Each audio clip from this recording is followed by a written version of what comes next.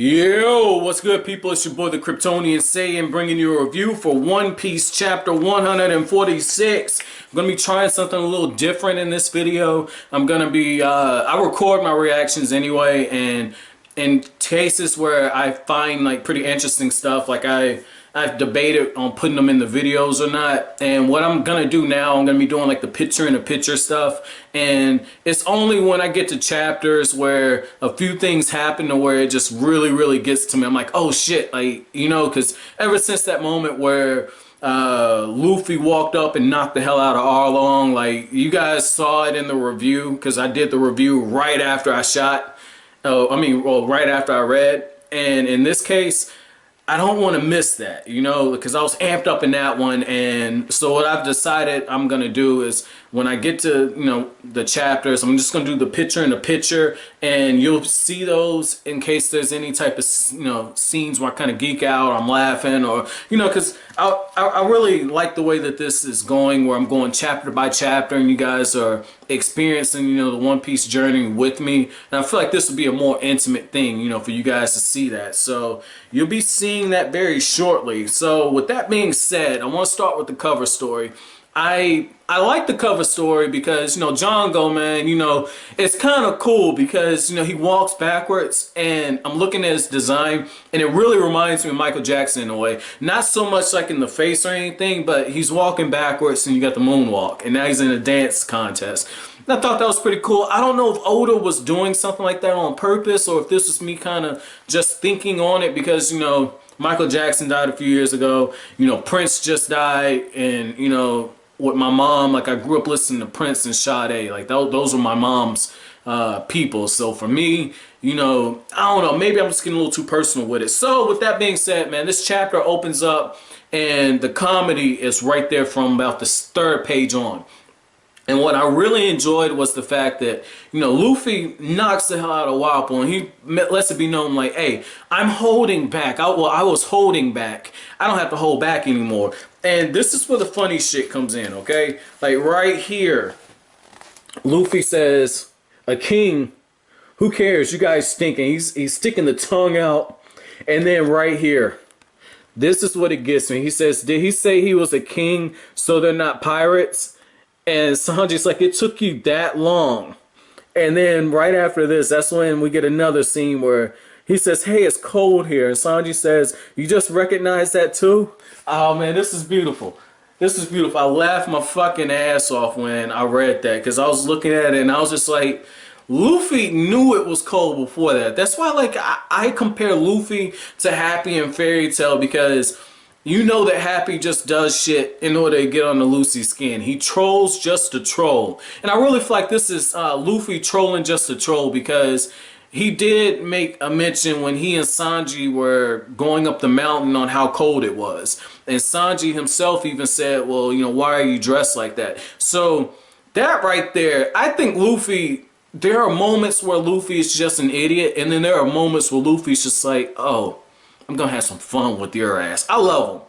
Like, if that's the case, like, I love him, because, like, I love Happy from Fairy Tail because he's a fucking troll. I like the trolls. I've told you guys before, like, Aizen, Sosuke Aizen is my favorite character from Bleach, and he's the biggest troll in the Bleach verse. And I'm putting him over Yu Habaka or your watch, whichever one you kind of want to use. I'm gonna put him over.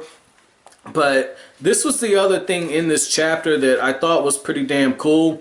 And it's this right here. It's the fact that Chopper and the Witch Doctor, what they're planning on doing is they're planning on erecting a monument for the doctor that, you know, killed himself, and the quack doctor. And right here, Chopper, he gets down to business, man. Chopper, you know, he transforms. He's got the flag kind of floating up, and he says, I won't let you take down his banner of faith. And I just love how that shot has it where we're seeing Chopper from the bottom up, and it's putting emphasis on the flag. If you look at, like, the little lines that are drawn to kind of put emphasis on it, I like that. And I like that shot because in film, and I studied film in high school and briefly in college, and one of the things they tell you is, like, when you're shooting shorter actors, or if you want to make someone appear larger than life, you shoot from the ground up. You station the camera from the ground and you shoot up. or if there's something you want to place more emphasis on. And I like how Oda is incorporating those same tactics when it comes to his panel. So I like that, and it makes sense because manga is a visual medium. You read it, but you see it for the most part. You know, it's not like reading one of those books I got on the shelf and it's just words. You have to use your imagination to fill it in. With this is largely a visual medium. So I really like this, and I did like the fact that, you know, Chopper, he does throw a punch, but one of these dudes has a afro, right? And this was the thing that kind of got me. He's, you know, shooting off like kind of like these balls, right? And Sanji uses his leg and he stops it from hitting the witch doctor, right? And I like that. But right here, it gets stuck on Sanji's leg, and he's just trying to knock this shit down. And I like how the fact that it's really a trap within a trap, because what we're seeing is he's using that to set up another attack. And by the time that Chopper realizes that, you know, Chopper, you know, he just charges forward, he's getting ready to throw the hit. And this right here tells me something on this, you know, effect right here. It shows that there are more clever characters in One Piece, and as you get further into the Grand Line, the strategy, the strategic stuff, it's going to come more and more into place. Because with every enemy that we've seen since they've been in the Grand Line, whether it be Vivi, when Vivi was trying to get the whale, Vivi was using some strategy and trying to do some stuff behind the back. And then when you got to Mr. 3 and you looked at Mr. 3, Mr. 3 was incorporating strategy into his fight. And now we see the same thing kind of coming on with this Drum Island part. I like this. I like this because this is really exciting for me, because I'm getting those Part 1 Naruto vibes, and I'm getting those Hunter vibes where there's strategy, and it's not as, you know, set out as, oh, we're just gonna start fighting and the strongest person is gonna win. I like this aspect a lot, and I cannot wait for Nami and Usopp to start taking part in these, because Usopp is a coward, but at the same time, what I've seen more than once, enough times to where I can't call it a fluke anymore, when it comes to fighting, Usopp, he improvises. He's very unorthodox, but he's not an idiot. He's actually pretty damn smart. I would say Nami is book smart and Usopp is street smart. So I think that's the best way to put it.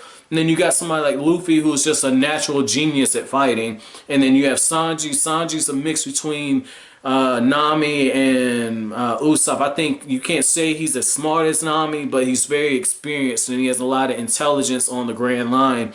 And I'll put Zoro right there with Sanji in that respect. Zoro has a lot of experience from pirate hunting, a lot of life experience, but he's very, very sharp like Usopp. So I like this. I can't wait to see this going forward, man. I really hope the Straw Hats fight as a team.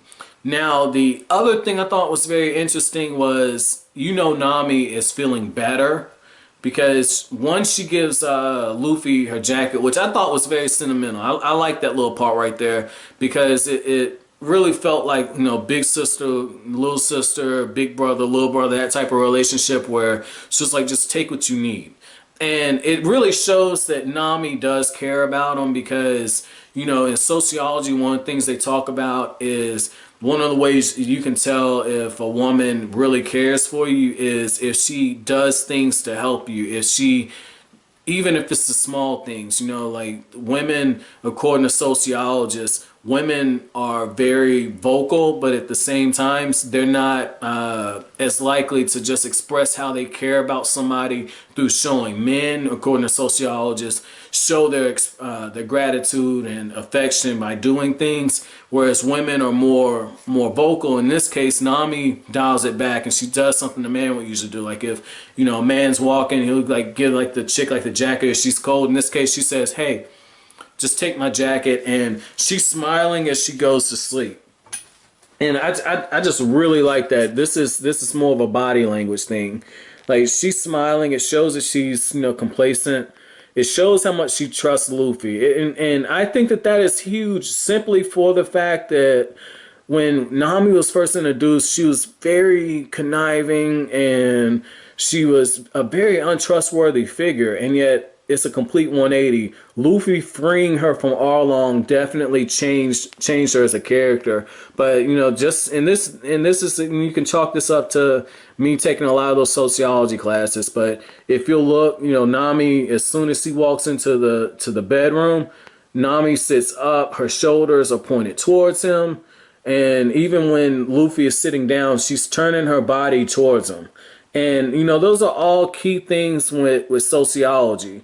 Those are all key things. Another thing to look at, you know, Luffy is turning to face her, which means his feet are probably pointed towards her. I mean, those are sociology type of factors. It shows that a bond is growing between the two of them. I'm not saying it's a romantic thing. You know, I think that's more of a platonic, you know, type thing. You know, I'm not gonna lie. I've told you guys before, you know, like just based off of what I've seen, like if I were to kind of ship, I would say, you know, Nami and Luffy.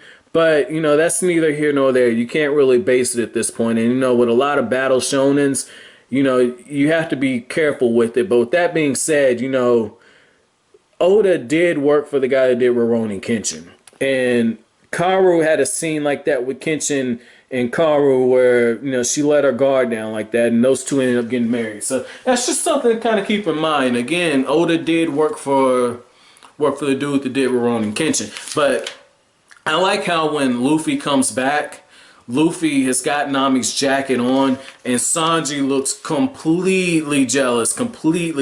And the thing is I thought that, you know, Sanji and Chopper throwing down and working together in the fight, I thought that was huge because it confirms for me the fact that Chopper's going to join the crew. He's into medicine, and he has a devil fruit.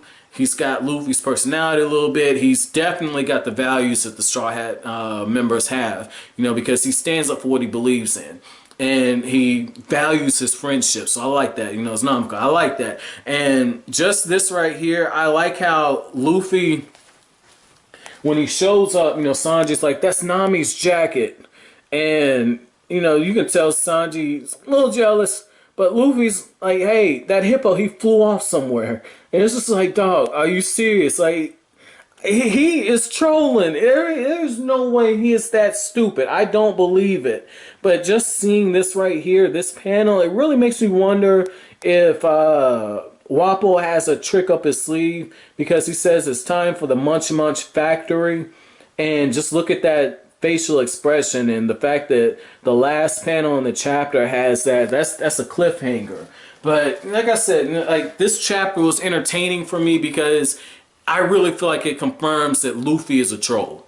Like, Luffy's a genius, but a fighting genius at least, but he's a troll. But just seeing like how Oda just incorporated so much into this chapter, this was really good. This is a really good way to start off the volume.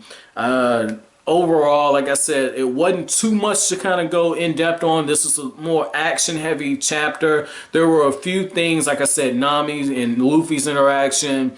Just Luffy, I really feel like trolling, providing the comedy aspect. You see Sanji, and I see what you guys are talking about. Sanji is more of a gentleman than anything else, because he's a pervert, but he's a gentleman.